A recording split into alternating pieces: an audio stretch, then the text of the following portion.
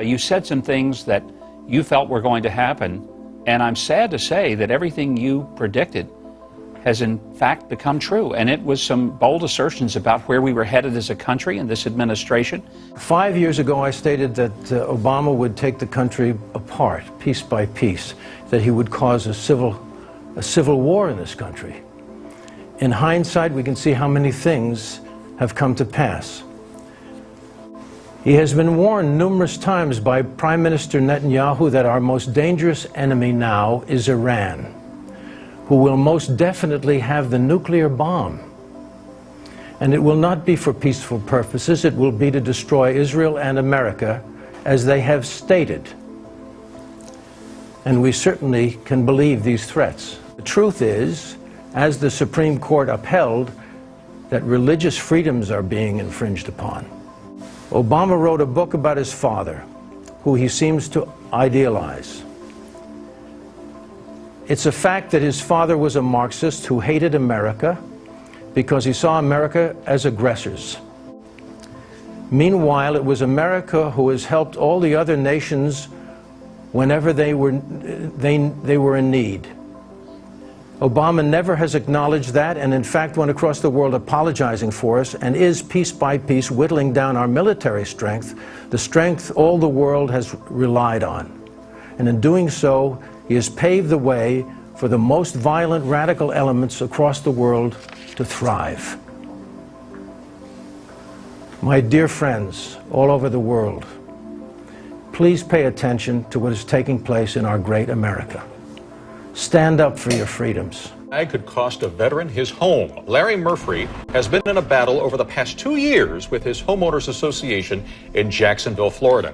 That group has issued several fines against Murphy for placing a small American flag, there you see it right there, in his flower pot. He's refusing to pay $8,000 in fines. Well, now that group has put a foreclosure lien on his house. I first moved here, I loved it. It was wonderful. But it's just gotten where they nitpick more and more. It's a lot of friends and neighbors moving out. Now, the fight over the flag, it could now be settled in Florida State Court. Federal agents swarmed Livingston, Illinois. From Bommarito Automotive Skyfox, you can see Homeland Security, the U.S. Customs and Border Patrol, and other police agencies. Residents there have a mystery. Why were federal, state, and county agencies in their town? An impressive show of force that has everyone talking. A Black Hawk helicopter circles the skies over Livingston, Illinois. On the ground, an Arch helicopter, a unified command post from Homeland Security, and SWAT team vehicles from Madison County, all parked in the field of a Livingston, Illinois grade school. At first, I thought it was really neat, and then whenever all the armored trucks started showing up and everything, it made me kind of nervous, and I thought, what's going on? The peacefulness of the town of 850 was broken by all the excitement. I think it was pretty cool, actually. The law officers would not comment about their operation, even to the school superintendent, and they were using the school district land. I did not get any information on that at all. You wish they would have told you ahead of time? Yeah, it would have been nice if we would have at least received the phone call. Our friend Joe went over there and they told him that they were waiting for something big to happen. They were on standby. All that we received from them was that they were using this as a staging area. The site became an instant attraction for citizens who say the officers were hospitable, inviting the kids to check out the choppers up close. It was pretty cool inside, but we couldn't go inside because it said they had weapons in it. Spokesman for the U.S. Attorney's Office in Fairview Heights will not comment on all these activities. On the 4th of July, Tacoma Park Police Chief Alan Goldberg was wearing his uniform, including his sidearm. He spent the morning working at the holiday parade and stayed in uniform because he'd be back on duty in the evening for the fireworks display. In between, he took his daughter to IKEA in College Park to buy some furniture for her new apartment. The sign on the front door says weapon-free environment.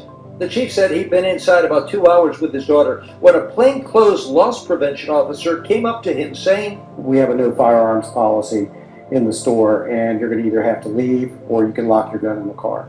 Chief Goldberg says he was shocked. He left his shopping cart behind and posted his experience on Facebook. In 35 years of law enforcement, that's the first time something like that's ever happened to me. Another family has come forward claiming Petersburg police came on their front porch and tried to stop them from taking video of an arrest that was happening right in front of their home. They reached out to the On Your Side investigators and shared this dramatic cell phone video. The incident led to a violent confrontation. Tonight, investigative reporter Rachel DePompa finds out what happened and examines whether this is a pattern of behavior and a violation of your First Amendment rights. This is cell phone video from 17-year-old Jaquan Fisher. He was standing on his own front porch recording the arrest happening on Rome Street. Jaquan's sister also started taking cell phone video. The person in the white sweatshirt is Jaquan's mother, Deborah. They were trying to grab my son off the porch. A second officer arrives during the struggle. There's an object in his hand.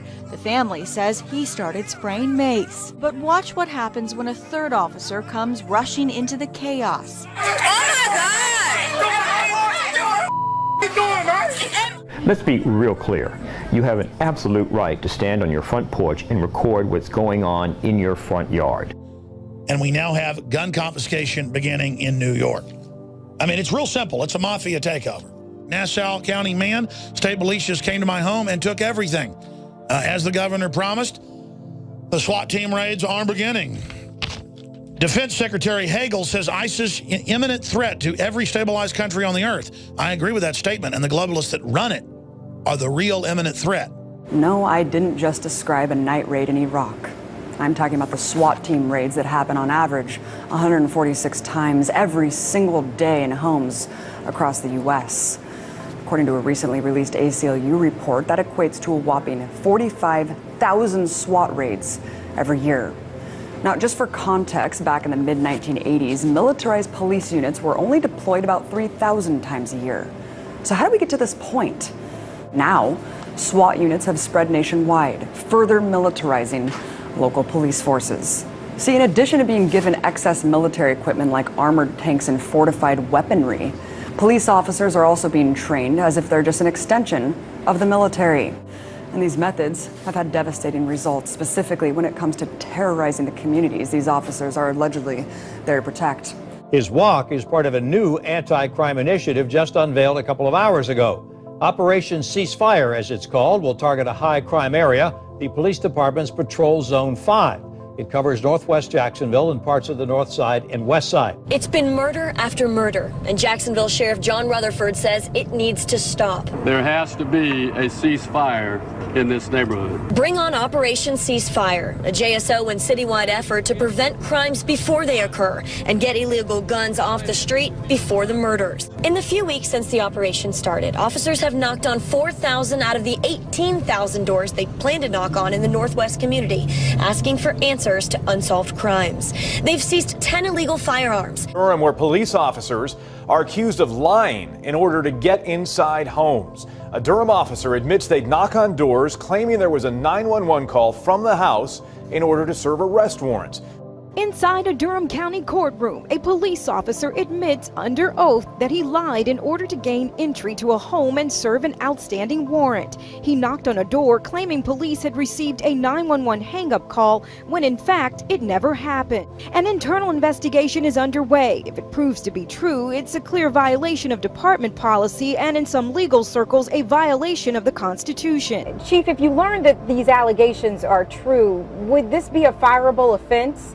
If it is sustained, then we're going to have to look at our discipline and to find out at what point of culpability the individual has, and then work at it from there. Well, did you know that letting your grass grow above a foot high is a crime in Abilene?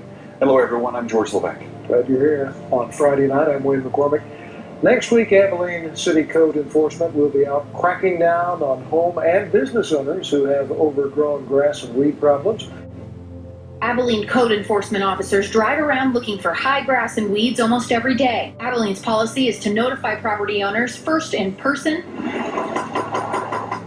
But if no one is home, then it's back to the office. Code officers will then mail them a notice. 10 days later, the officer will revisit the property. If the grass has still not been cut, the officer will send a contractor to take care of it. We are following developing news in Westwood, where a pro-Israel demonstration turned violent.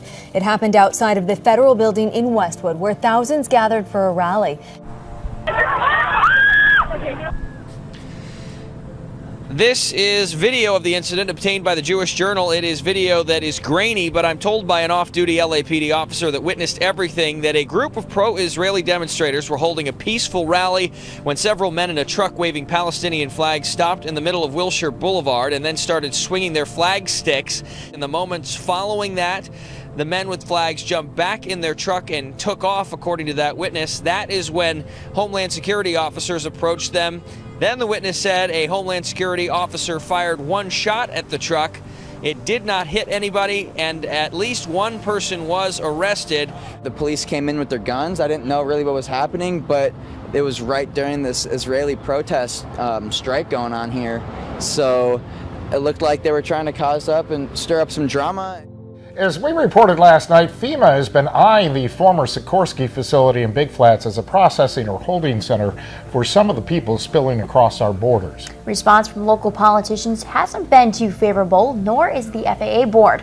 That's right, guys. The overwhelming amount of undocumented immigrants, most of them coming from Central America, are exceeding the number of holding centers throughout the United States. So FEMA set its sights right here at the old Sikorsky building, which is now a vacant airport hangar, to house these immigrants. But airport administrators say this is no place for anyone to live. Red flags were raised when FEMA set its sights on the vacant Sikorsky airport hangar in Big Flats. Ann Crook, manager of the Elmira Corning Regional Airport, says turning the building into a processing center would be a breach in safety. Everyone that works on the airport has to have this background criminal check and their fingerprints taken, and so now all of a sudden opening that up to all of these undocumented immigrants changes all of that.